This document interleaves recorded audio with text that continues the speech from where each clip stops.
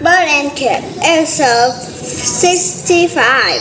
Two lists.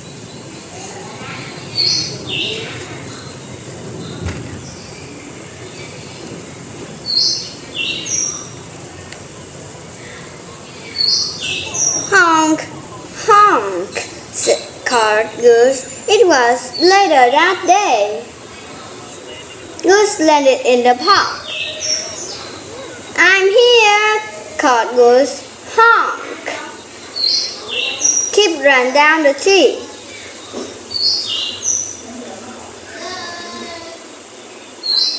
I'm glad you're here, Goose. Goose, he said. Bird flew down. I'm glad too, she said. We can do fun things, said Kip. I made a list, said Bird.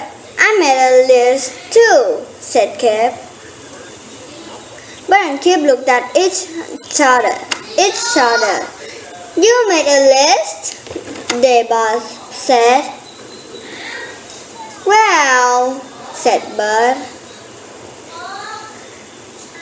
I guess we can use both lists. Good idea, Bird, said Kip. Kip looked at his list. The playground is first, he said. Let's go, Goose. Kip started to walk.